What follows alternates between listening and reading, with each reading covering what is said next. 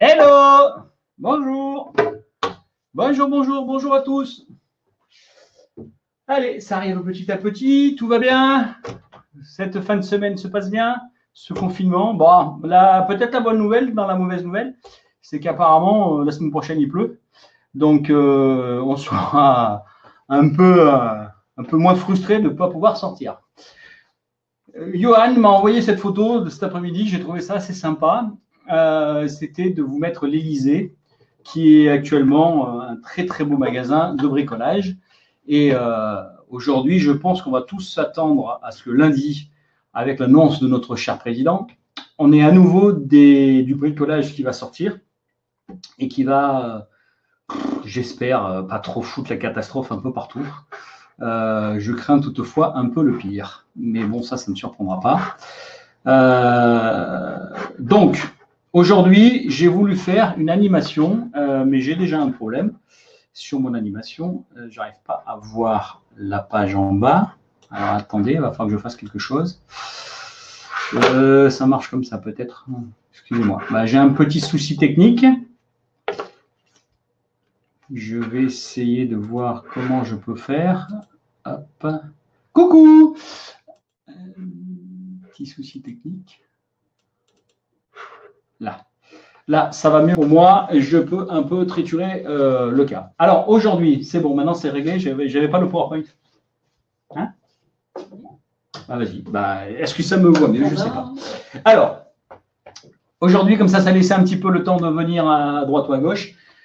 J'ai voulu faire, parce qu'il n'y a pas de news vraiment importante. Je pense qu'ils attendent tous l'annonce de M. Bricolage lundi.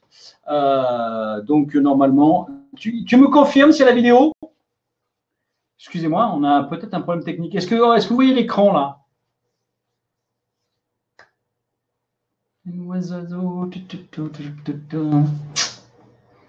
Quelqu'un peut me confirmer si vous voyez M. Bricolage à l'écran?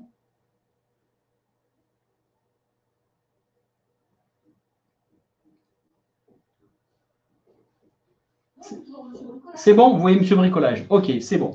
Parce que comme j'avais fait des triturages, je ne savais pas si on le faisait. Ok, tout est bon. Alors, on y va. Aujourd'hui, comme il n'y avait pas de grandes news, parce que je pense que les grandes news vont arriver lundi avec l'allocution de notre cher président de la principauté de, je ne sais pas comment s'appelait cette émission sur Canal+, là, mais je pense qu'on est un petit peu là-dedans. Et donc, du coup, c'était cette image marrante qui était là. Donc, on va parler aujourd'hui de finances, parce que c'est bien beau, on ne parle que de côté négatif, c'est pour ça que j'ai dit c'est bon pour le moral, etc. Il y a aussi quand même un peu d'argent à droite ou à gauche. Beaucoup d'entre vous, forcément, il n'y en a pas dans le monde de l'entreprise parce que les entreprises vont très très mal. Ça ne veut pas dire qu'à titre privé, éventuellement, on n'en a pas. Si Pascal, oui, si 1250 € d'aide des caisses de retraite des indépendants. Oui, vous pouvez clarifier, s'il vous plaît, parce que je ne vois pas ce que veut me dire Pascal. D'accord ? Alors, je disais, donc vous pourrez fuser les questions. On s'arrêtera sur des petites questions comme ça de temps en temps. Oui, mais attendez, Pascal, si c'est une information de BFM Business, franchement, on diffuse rien. Donc, parce que les effets d'annonce, depuis 15 jours, 3 semaines, vous n'avez pas idée à quel point j'ai lu d'informations comme ça dans tous les sens du truc. Ils se précipitent de donner une information. Et en fait, quand vous allez dans les vrais textes, putain, mais on est très loin de la réalité, quoi. Faites attention. J'aurais presque envie de vous dire, c'est malheureux, hein, mais soyez très prudents dans les informations qu'on donne.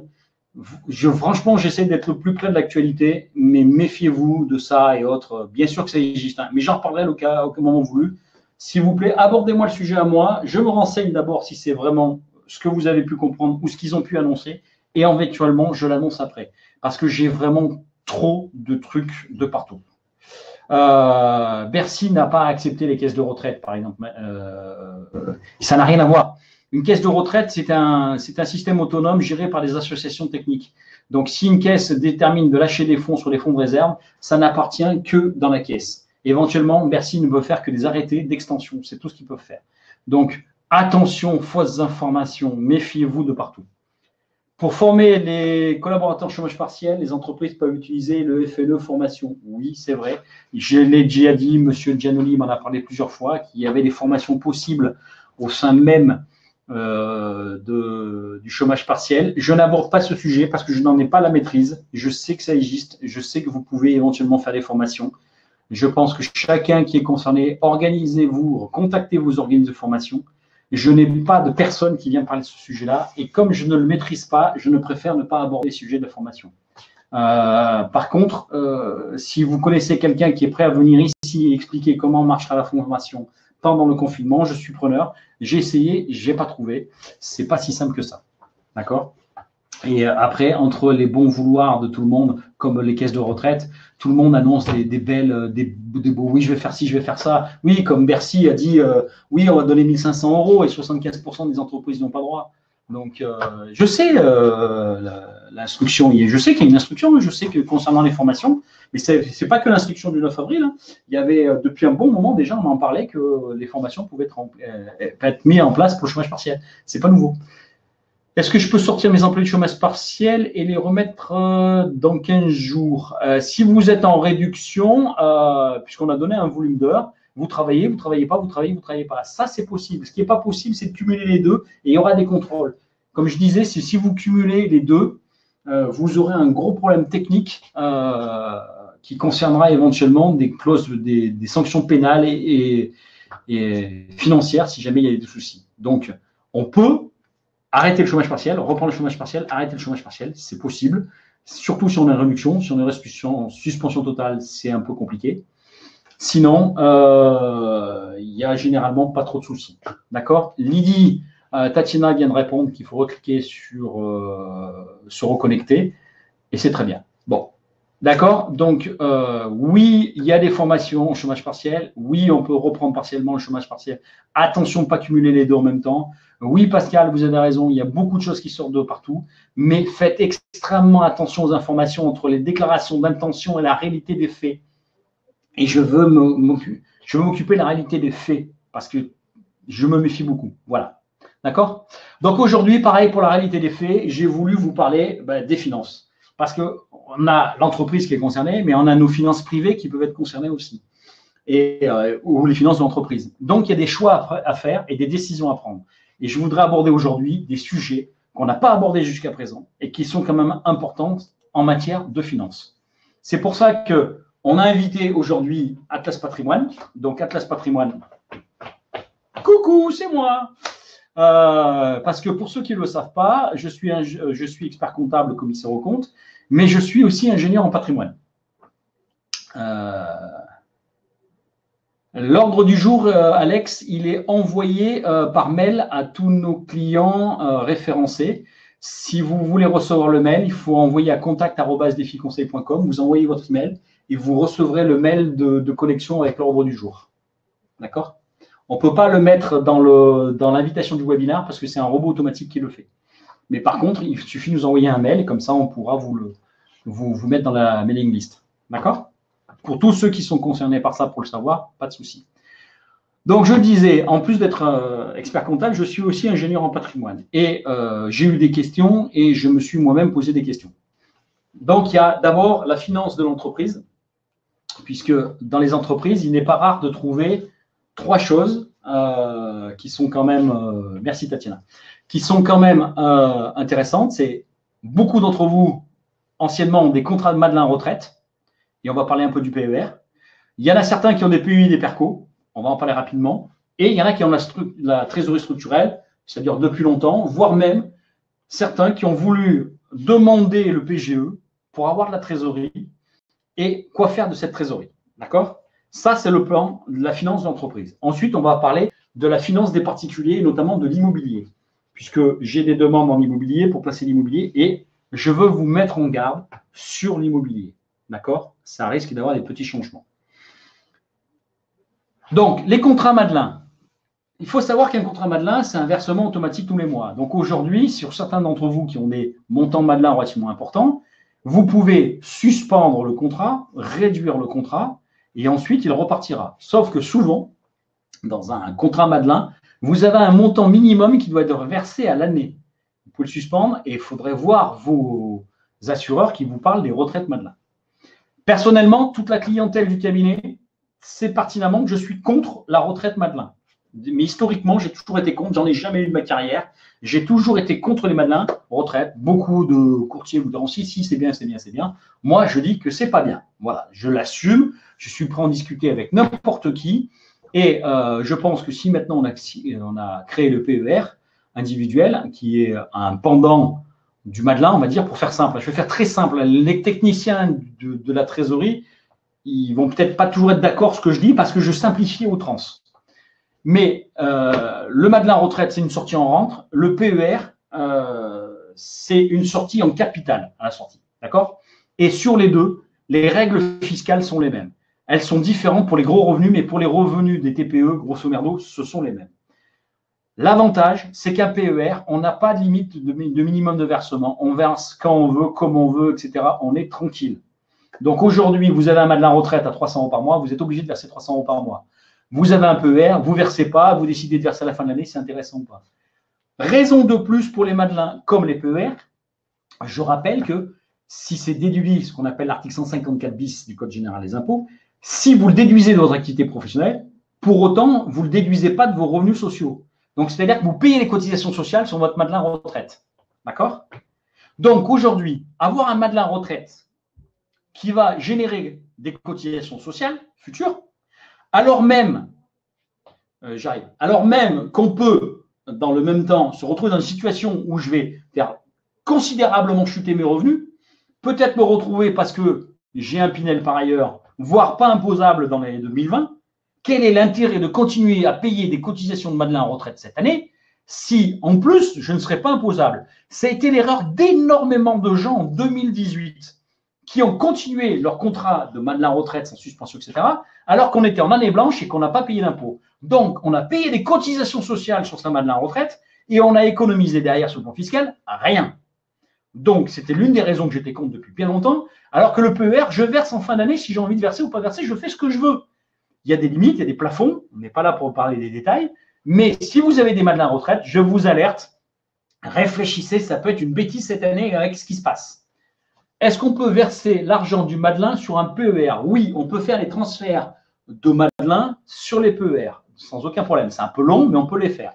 D'ailleurs, j'engage beaucoup de mes clients à le faire et de transférer leur Madelin sur le PER. Il faut d'abord ouvrir le PER. Une fois qu'il est ouvert, qu'il est en place, on transfère les sommes.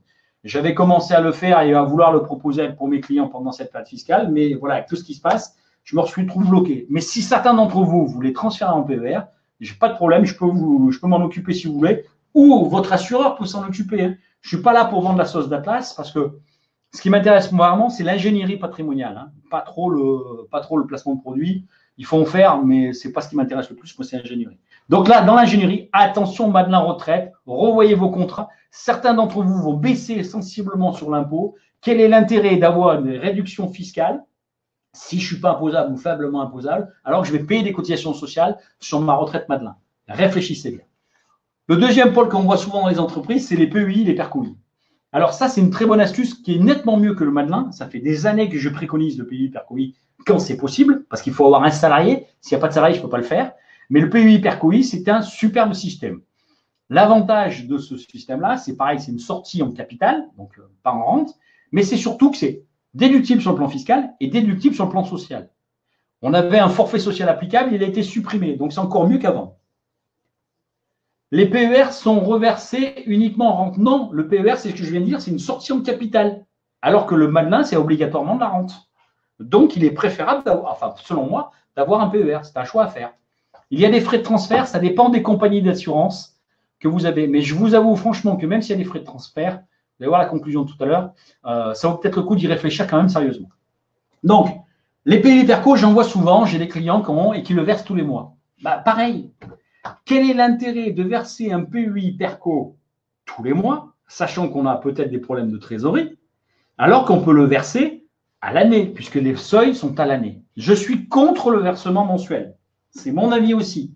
Je préfère nettement des versements en fin d'année quand je suis en année civile, qui me permet de savoir où j'en suis dans mon bénéfice et de savoir quand est-ce que c'est optimisant. Je vous donne un exemple. Je peux verser, refaire simple, je peux verser 10 000 € de PEI PERCO dans une entreprise qui a fait un bénéfice supérieur à 38 120 à l'IS, donc taxé à 28%. Bah là, 28%, c'est intéressant de faire un PEI Perco à fond. Par contre, je suis tombé dans mes bénéfices, je me tombe à 10 000 euros de bénéfices et je vais remettre 10 000 euros dans mon PEI Perco. Bah là, je vais sérieusement me poser la question parce que, un, il est taxé qu'à 15, première étape, et deuxième étape, ça risque de me mettre en déficit. Et si je me mets en déficit, pas bon pour la présentation des bilans futurs. Alors que quand j'ai un Perco que j'abonde en fin d'année, bah, j'ai au moins le choix de le faire. L'avantage du Perco que j'ai sélectionné chez RS, il y en a 3. C'est que je peux choisir les dates de versement, donc pas tous les mois, mais j'ai des périodes de versement. J'ai des plafonds différentiels, c'est-à-dire que je peux très bien verser selon l'ancienneté des plafonds différents ou selon le montant que je mets des plafonds différents. Je peux verser en fonction de l'ancienneté de mes salariés, donc ce qui me permet d'être beaucoup plus protégé. Et je rappelle que le PEI Perco, le chef d'entreprise y a droit. Donc, dans tous les cas de figure, le PEI, oui, parce qu'il se débloque tous les 5 ans. Par contre, le PERCOI, non, selon la situation que vous allez vivre cette année. Et sachez, pour certains qui sont pris à la gorge, vous avez peut-être des PEI qui ont déjà de l'argent disponible. Donc, cet argent disponible du PEI, si ça vous permet de joindre les deux bouts, bah, il faut peut-être aller voir si vous en avez. D'accord?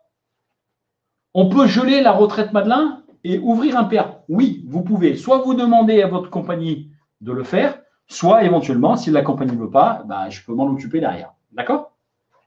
Donc, le PEI, le PERCO, pareil, ça se réfléchit. Aujourd'hui, est-ce que je n'ai pas intérêt à stopper les versements mensuels? Parce que ce n'est pas le banquier qui va vous appeler pour vous le dire. Est-ce que oui ou non, je verse le PEI? Le PEI, je vous dirais oui, parce qu'il se débloque tous les 5 ans. Et peut-être que vous avez de l'argent disponible à récupérer, non imposable. Donc, c'est peut-être maintenant qu'il faut le récupérer, que vous en avez besoin. Le PERCOI, c'est pour la retraite.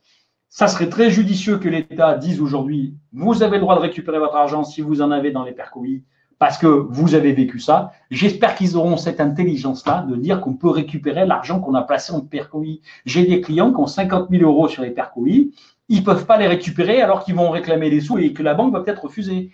J'espère qu'ils vont être intelligents là-dessus, mais je rappellerai que c'est monsieur bricolage. Donc, on a des doutes. J'ai aussi des entreprises qui ont la trésorerie structurelle. Et souvent, les banques vous placent ça royalement en DAT, c'est dépôt à terme, qui doit rapporter à peu près 0,1%. Gros rapport financier.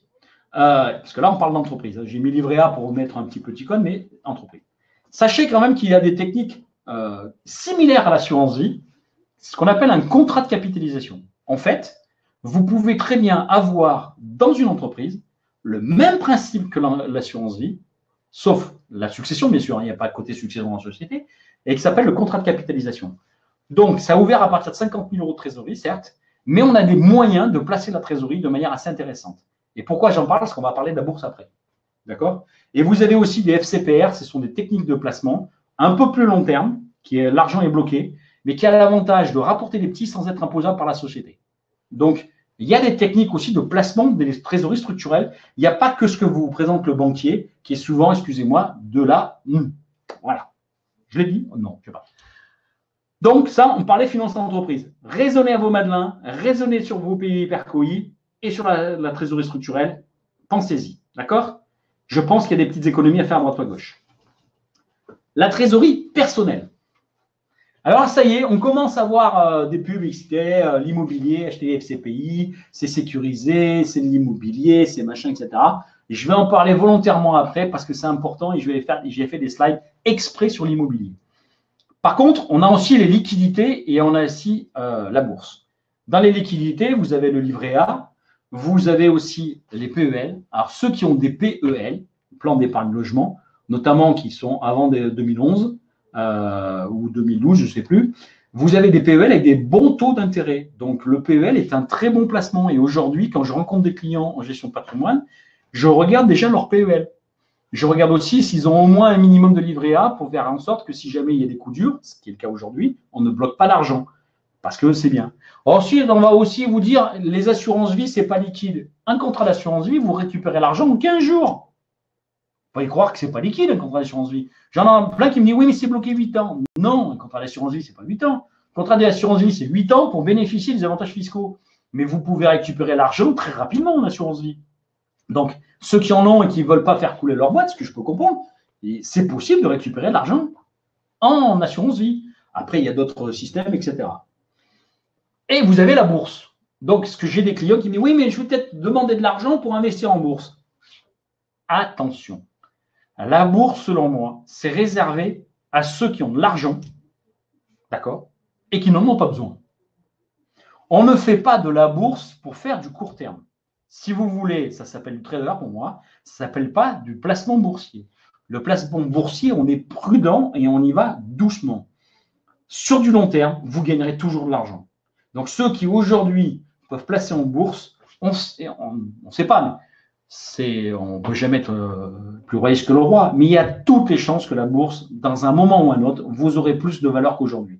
Un CAC 40 à 4500 points, vous aurez forcément plus avant. En crise, avant 2001, la crise des subprimes, pardon, 2008, on était à 6000, on a tapé la crise, on est revenu 10 ans plus tard, à nouveau à 6000. Donc, vous retrouverez votre argent. Toujours doucement avec les bourses. Exactement, Jérôme, toujours doucement.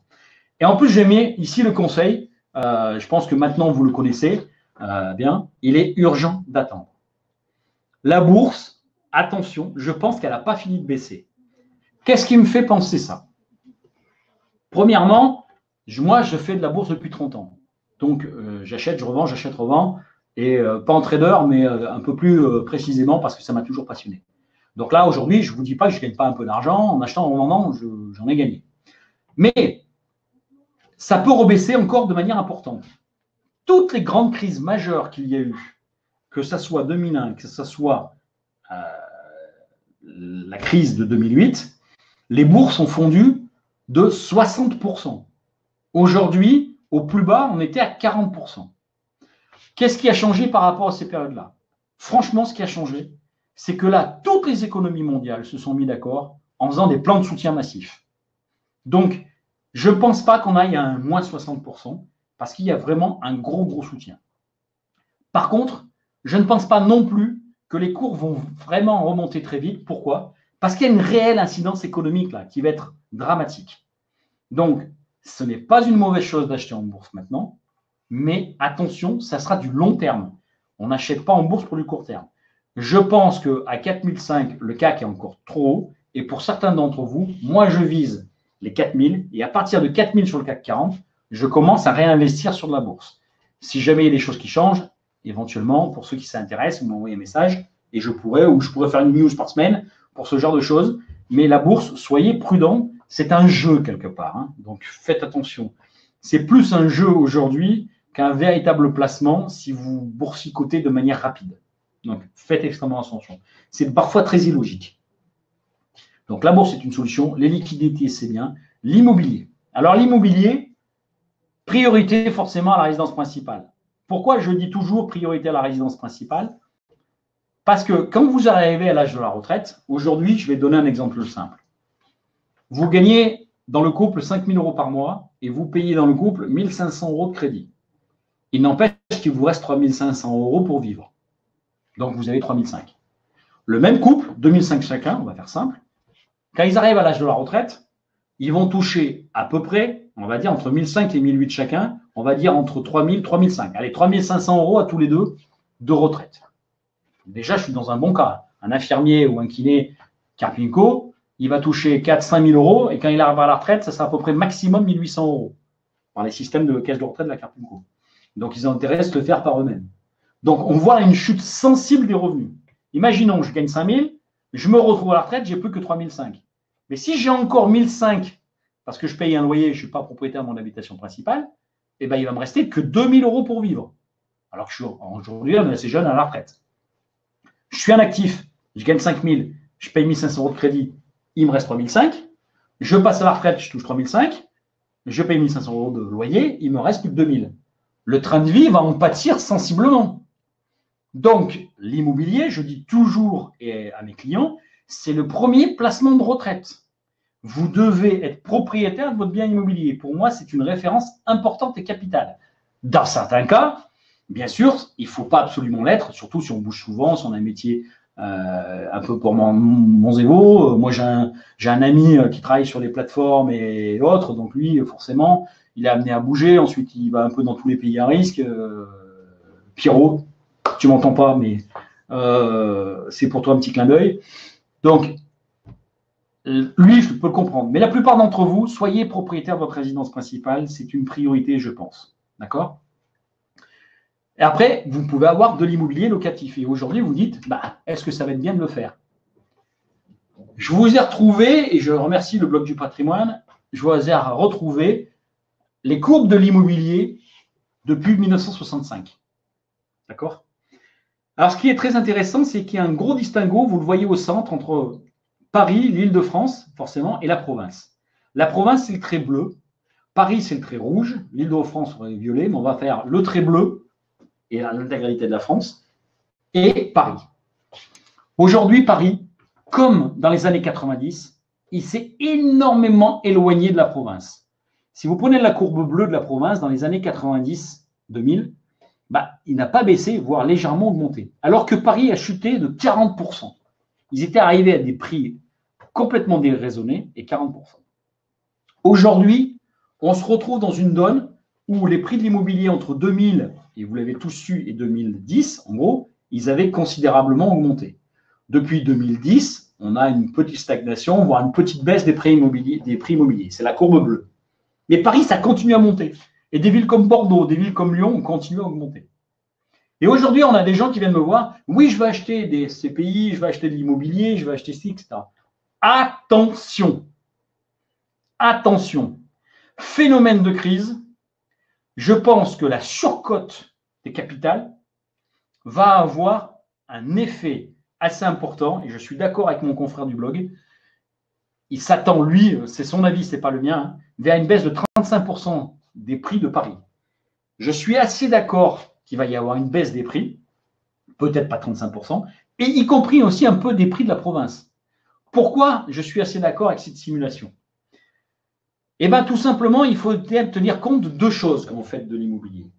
Le premier, c'est la prise de risque que vous avez avec votre locataire, surtout l'immobilier d'entreprise, les bureaux et les commerces qui ont justement fait monter sensiblement les prix. Quand vous avez des SCPI, des SCI, etc., il y a beaucoup, la pierre, il n'y a que ça, Olivier, oui. Il y a beaucoup d'augmentation de ces valeurs et il y a eu beaucoup des beaux rendements qui sont offerts. Moi, je ne dis pas le contraire, je suis le premier à dire à mes clients, placés en SCI, Capimo, etc. Mais sélectionnez drastiquement les placements que vous aurez dans l'immobilier. Mais vraiment drastiquement. Il faut être très, très prudent et bien revoir où est l'argent placé. Aujourd'hui, placé à Paris, oui, mais ça dépend où. Vous êtes Paris, dans un quartier de la Défense, Champs-Élysées, ça va. Si vous êtes dans les marchés secondaires de Paris, attention. Marché quoi? De commerce, d'entrepôt, de bureau? Quoi? Dans quoi est placé mon argent?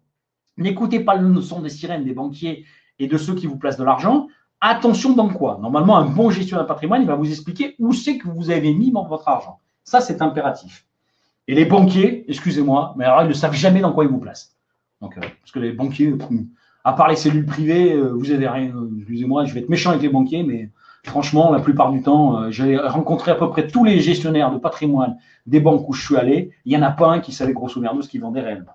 Donc, même tant pis si je suis méchant, et tant pis si les banques écoutent ça et qu'ils me diront, je ne suis pas d'accord avec M. Ruy. En réalité, c'est la réalité que j'ai vécue.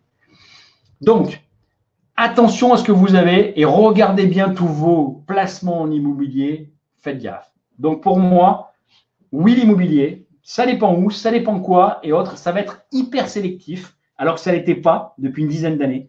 Ça va être hyper sélectif maintenant parce que, comme je disais, imaginez tout simplement que maintenant, je suis dans du commerce et du bureau. Il va y avoir beaucoup de propriétaires de commerce ou de bureaux qui vont essayer de revoir à la baisse les loyers, voire même qui ne vont pas payer tout de suite. Donc, ça baisse le rendement. On est d'accord? Mais de l'autre côté, le propriétaire, lui, comme il prend un risque plus élevé, il va plutôt demander une hausse de rendement parce que je prends des risques. Donc, cet effet de ciseau entre le rendement attendu de mon placement parce que j'ai des risques de non-paiement et le marché immobilier, bah, ça génère ça. On donne un exemple simple. Vous avez 10 000 euros de loyer par an et vous attendiez un rendement de 7% parce que vous estimiez que l'économie marchait bien, ça allait à peu près. Bah, si je fais une valeur de rendement du bien immobilier, Olivier, qui est un agent immobilier, il va me dire, mais il n'y a pas que la valeur de rendement, il y a la valeur du marché. Mais le marché, il fluctue. Donc, quand je vais me retrouver à quoi? Je vais me retrouver à 10 000 euros par an, avec un rendement de 7%, c'est 142 000 euros la valeur de mon bien immobilier. Je parle bien ici, Qu'on soit bien clair, je suis toujours dans le monde de l'entreprise. Je ne parle pas, pour protéger d'ailleurs un peu Olivier, je ne parle pas des biens nus, des biens d'habitation. L'habitation, c'est différent, on en a tous besoin. Le marché de l'immobilier d'habitation est différent du marché de l'immobilier d'entreprise. Je parle bien d'immobilier ici, entrepôt, bureau, commerce. Je parle de biens immobiliers professionnels. Donc, en termes professionnels, si jamais mon locataire me dit moi, je veux payer plus de 9 000 € par an au lieu de 10 000 € par an, et le propriétaire, oui, mais tu représentes un risque pour moi, je ne veux plus un rendement de 7%, je veux un rendement de 9%, parce que les gens qui vont investir dans les SCPI vont avoir un peu peur. Mine de rien, si je fais 9 000 € à 9% de rentabilité, mon bien immobilier, il a perdu 30%. Vous voyez, je n'ai pas joué de grosses variables. 10 000 € de loyer, 9 000 € de loyer. 7% de taux de rendement parce que j'estimais que je n'avais pas trop de risques. 9% de taux de rendement parce que j'estime que j'ai beaucoup plus de risques. Ça me fait quand même une baisse de 30% dans mon bien immobilier professionnel. Donc là, il va y avoir aussi des impacts, puisque forcément, si je me retrouve dans un commerce premier rang, hyper bien situé, nos problèmes, le loyer n'a pas changé. Qu'on soit tous d'accord, là, ici, la plupart d'entre nous, ici, on est de la région de Toulon. Est-ce que vous êtes d'accord avec moi de se dire que l'avenue 83, c'est quelque part un petit fiasco et qu'ils arrivent difficilement à payer les loyers? Donc, vous pensez bien qu'il y en a qui, je pense, vont mourir dans les établissements de l'avenue 83. Il va y avoir des nouvelles enseignes qui vont venir. Les nouvelles enseignes qui vont venir ne vont pas vouloir payer le loyer qu'il y avait avant de l'avenue 83. Au même titre que Grand Var, je le sais, je peux vous dire que ceux qui ont repris le relais au Grand Var, les loyers ont baissé. Donc, si le loyer a baissé, certes, si je le fais, ce loyer, à 9% parce que je veux une rentabilité supérieure en tant qu'investisseur, je vais baisser. Maintenant, imaginons que ce même loyer de 9 000, je le garde toujours avec une rentabilité à 7%. D'accord? Je suis quand même passé de 142 000 € à 128 000 €. 142 moins 128, 14 000 €, j'ai perdu 10% de mon bien immobilier, 10% de valeur. J'ai gardé le même rendement de 7%, mais c'est juste parce que j'ai eu une diminution de mon loyer. Ça, c'est vrai pour l'immobilier, pour le commerce, qui a difficilement le choix de s'éloigner, donc pas une trop grosse baisse au niveau du loyer. Par contre, je loue des bureaux. Je n'ai pas spécialement pignon sur rue. Je loue un local, 3 000 €. Il y a beaucoup de boîtes qui sont pétées la gueule. Je trouve un nouveau local. Allez, à 2 000 €, j'ai le même local, même plus de place de parking.